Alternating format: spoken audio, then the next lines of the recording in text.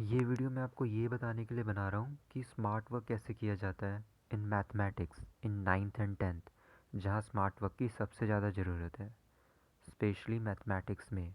क्योंकि यहाँ पे ज्योमेट्री होती है, जिसके काफ़ी सारे चैप्टर्स होते हैं, सर्कल्स, ट्रायंगल्स, और इन सब चैप्टर्स में काफ़ी कॉम्प्लिकेटेड क्वेश्चंस होते हैं, जिन क्वेश्चंस में दिमाग ही लगता है, क्योंकि याद करने का तो थ्योरम्स को छोड़ के कुछ होता नहीं है। तो याद तो बस थ्योरम्स करनी है और वो प्रैक्टिस करते करते अपने आप याद हो जाती हैं, उन्हें याद करने में टाइम वेस्ट करने की ज़रूरत नहीं है। अब पॉइंट ये है कि स्मार्ट वर्क का सबसे पहला रूल ये होता है कि आपको स्टार्टिंग, प्रोसेस एंड एंडिंग तीनों का पता होना चाहिए। आपको ये पता होगा, और अगर नहीं पता होगा तो मैं बता देता हूँ कि एंडिंग तो आप कभी कर ही नहीं सकते। जो वो स्टूडेंट होता है ना जिसे सब कुछ आता है, वो ये सोचता है कि मेरे को आता तो सब कुछ है, लेकिन मैं कुछ कुछ जगह पे गलती कर देता हूँ और मुझे वो नहीं करनी। तो वो स्टूडेंट बार बार प्रैक्टिस करता है। और अगर आपने कभी अपना पूरा सिलेबस पूरा करके परफेक्शन से सब कुछ ख़त्म किया होगा, तो आपको समझ आएगा कि मैं कह क्या रहा हूँ। कि जिस स्टूडेंट ने सब ख़त्म कर दिया है, दूसरे उसे देख के कहते हैं कि इसने सब पूरा कर दिया है, लेकिन ये पागल तब भी लगा हुआ है और टेंशन ले रहा है। लेकिन वो स्टूडेंट जो खुद जानता है कि मैंने सब कंप्लीट कर दिया है, उसे ये नहीं दिख रहा कि उसने क्या कंप्लीट कर दिया है, उसे ये दिख रहा है कि उसका क्या रह गया है। और वो जो रह गया है उसमें लैक ऑफ प्रैक्टिस है, जिस वजह से वो गलतियाँ कर रहा है। कुछ टफ टॉपिक रह गए हैं, क्योंकि आप जितना ही सिलेबस कवर कर लो, उसके ऊपर एक लेवल और ऊपर आएगा जहाँ पे टफ क्वेश्चंस होंगे, जो rare of the rare exams में आ जाते होंगे। क्योंकि एक स्टूडेंट हमेशा ये चाहता है, जिसने सब पढ़ रखा है, कि उसके 100% है। लेकिन 100% लाने के लिए एक भी मार्क्स, आधा भी मार्क्स नहीं कटना चाहिए। और वो आधा या एक मार्क्स कहीं ना कहीं इतने कॉम्प्लिकेटेड जगह से आएगा एग्ज़ाम में, नाइन्थ टेंथ में, मैथ्स में, कि आप कहीं ना कहीं नंबर कटवा लोगे। तो पूरी पूरी बात ये कि आप एंड नहीं कर सकते। आप कभी भी ये नहीं कह सकते कि मेरे को सब कुछ आता है। ऐसा सिर्फ टीचर्स कह सकते हैं, क्योंकि उन्होंने बहुत कुछ पढ़ रखा है। तो एक जगह पे जाके आपको खुद खुद को रोकना पड़ेगा कि बस इतना ही, इसके आगे और एक एक स्टेप आगे भी नहीं। अब आप करोगे तो क्या, जितना भी पढ़ा है उसका रिवाइज करोगे। तो ये बात हुई एंड के बारे में। स्टार्टिंग एंड प्रोसेस, पहले दो स्टेप्स थे, स्टार्टिंग, प्रोसेस, एंड। एंड आपको खुद करना पड़ेगा, स्टार्टिंग भी आपको खुद करनी पड़ेगी, और प्रोसेस तो हो ही जाता है। स्टार्टिंग करने के लिए सबसे पहली बात, सही सोर्सेज यूज़ करते हैं।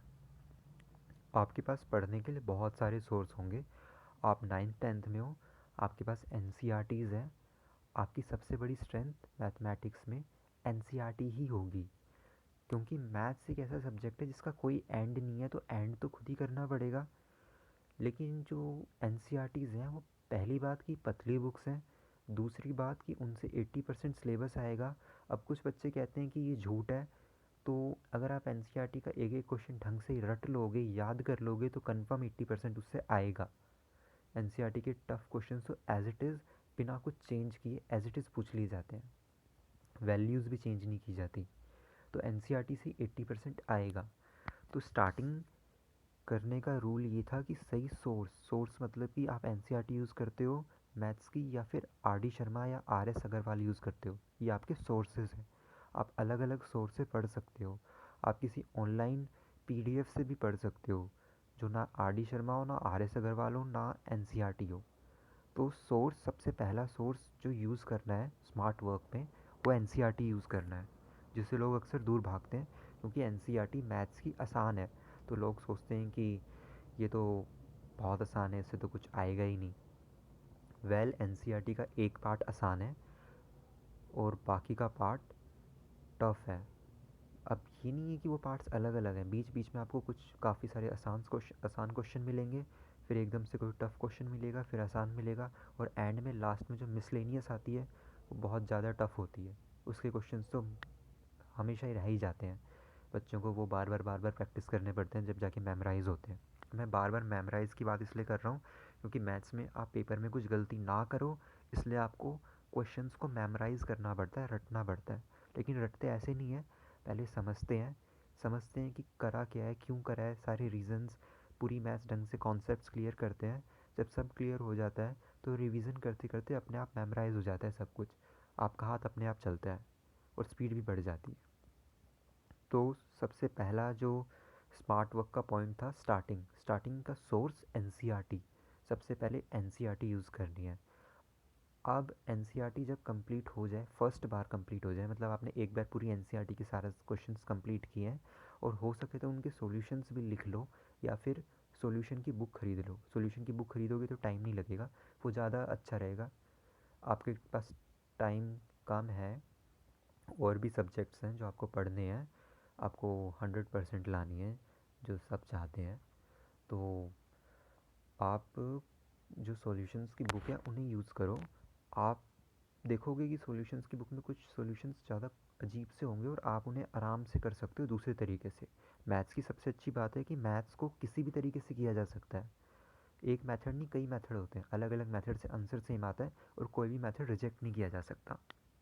आप अगर 10th की ज्योमेट्री करते हो तो आप 9th की ज्योमेट्री के थ्योरम्स भी यूज़ कर सकते हो और कोई आपका आंसर नहीं काटेगा। मेरे साथ तो कई बार जब मैं 10th में था ऐसा भी हुआ था कि 10th की थ्योरम से ज्योमेट्री का कोई क्वेश्चन 1 पेज या 1.5 पेज में आता है, लेकिन 9th की थ्योरम से वही 2-3 लाइन में सॉल्व हो जाता है। तो जब मैंने पहली बार ऐसा कुछ किया कि 2-3 लाइन में 9th की थ्योरम लगा के 10th में क्वेश्चन सॉल्व कर दिया और टीचर से पूछा कि इसमें कोई प्रॉब्लम होगी, तो टीचर ने कहा कोई प्रॉब्लम नहीं होगी, आप 9th की थ्योरम्स भी 10th में यूज़ कर सकते हो। मैथ्स एक फ्लेक्सिबल सब्जेक्ट है। तो आपको स्टार्टिंग करनी है एनसीईआरटी से। आपको सॉल्यूशन बुक रखनी है अपने साथ।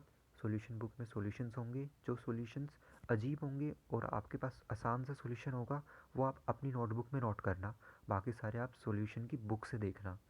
तो पहला स्टेप था एनसीईआरटी कंप्लीट करनी है एक बार, फर्स्ट टाइम। उसके बाद सारे सॉल्यूशंस नोटबुक, मतलब जितने भी आपके अपने हैं जो इजी हैं वो लिख लो, बाकी सॉल्यूशन की बुक से देख लो। जब एनसीईआरटी ख़त्म हो जाए उसके बाद कुछ बच्चे जाते हैं आर डी शर्मा की तरफ। यार आर डी शर्मा तुम पूरी कर नहीं पाओगे, और अगर पूरी कर नहीं पाओगे ना तो फ़ायदा नहीं है, क्योंकि तुम आसान आसान क्वेश्चन करके छोड़ दोगे जो तुमने एनसीईआरटी में कर रखे थे, और टफ़ रह जाएंगे। और आर डी शर्मा करने भी उन टफ़ के लिए थे क्योंकि वो 20% हमें स्कोर करना था जो एनसीईआरटी के बाहर से आ रहा था। तो आर डी शर्मा ना कर कर थोड़ी ज़्यादा स्मार्टनेस दिखाई जाए तो आप स्टडी मटेरियल यूज़ करो।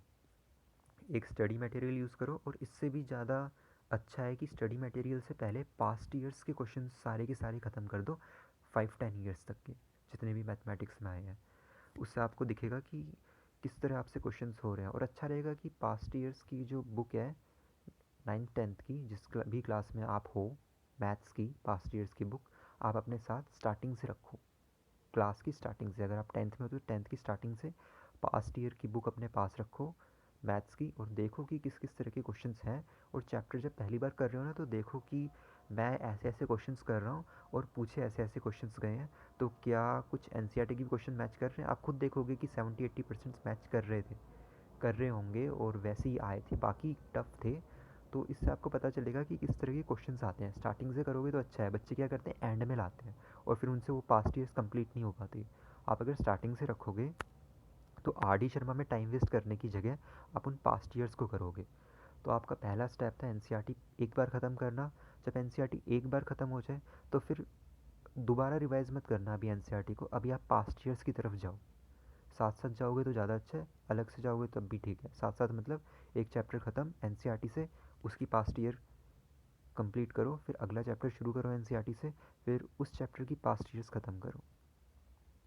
या फिर आप पूरी एनसीईआरटी ख़त्म करके एक बार में पूरी पास्ट ईयर ख़त्म कर सकते हो। तो आपने एक बार एनसीईआरटी ख़त्म की, एक बार पास्ट ईयर ख़त्म की, अब आप कुछ स्टडी मटेरियल यूज़ करोगे। देखो स्टडी मटेरियल ऐसा होता है कि बस 4-5 पन्नों का या 20 पेजेस का होता है। इसमें बस क्वेश्चंस क्वेश्चंस होते हैं, सॉल्यूशंस नहीं होते।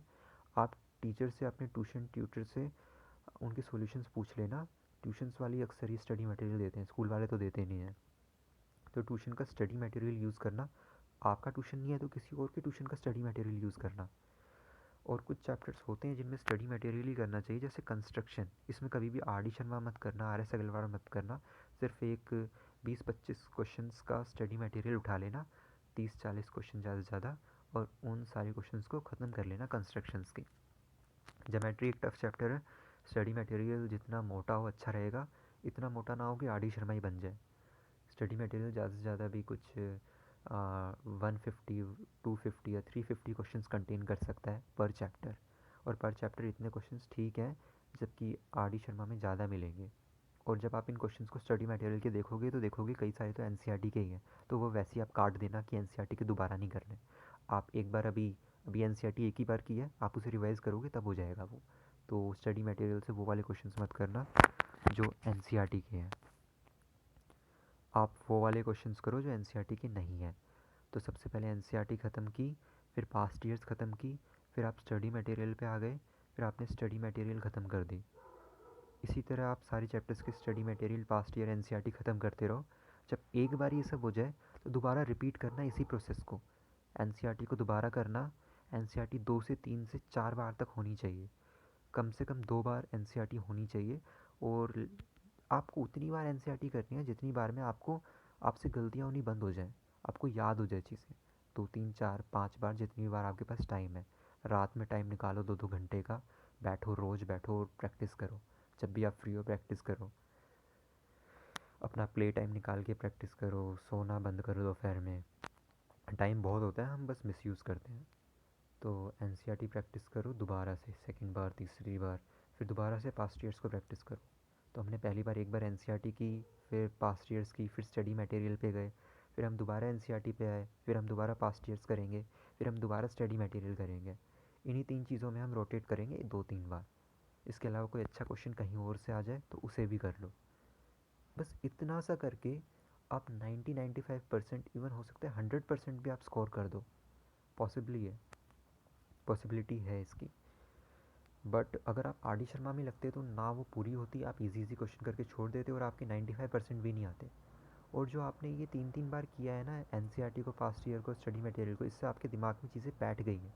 ये बात याद रखना, एन के क्वेश्चंस आपको थोरली याद हो जानी चाहिए मैथमेटिक्स के, क्योंकि वो क्वेश्चन अगर आपको याद हो जाएंगे ना तो आपके लिए ज़्यादा आसान होगा, क्योंकि वो एज इट इज़ आ जाते हैं और आपको बस वहाँ पे एज इट इज़ लिख देना होता है, बिल्कुल सेम टू सेम, बिना वैल्यूज़ चेंज किए। तो एन को आप इस तरह पूरा कर सकते हो। तो इस तरीके से मैथ्स आपकी बड़ी आराम से स्कोर हो जाएगी, कम से कम टाइम लेके, क्योंकि ये सब्जेक्ट सबसे ज़्यादा टाइम लेता है। ज्योमेट्री ऐसी चीज़ है, ज्योमेट्री खासकर, जो सबसे ज़्यादा टाइम लेता है।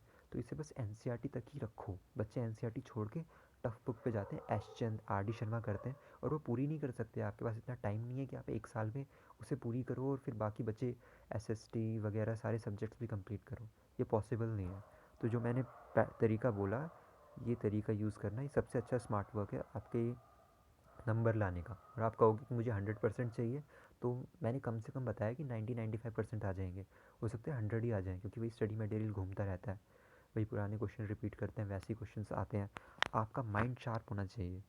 माइंड शार्प होगा ना तो ऐसे भी क्वेश्चंस कर दोगे सोच कर, जो पहले कभी देखे भी नहीं होंगे आपने। तो इस तरह आप मैथ्स को टैकल कर सकते हो, 10th की भी और 9th की भी। Thanks for watching this video.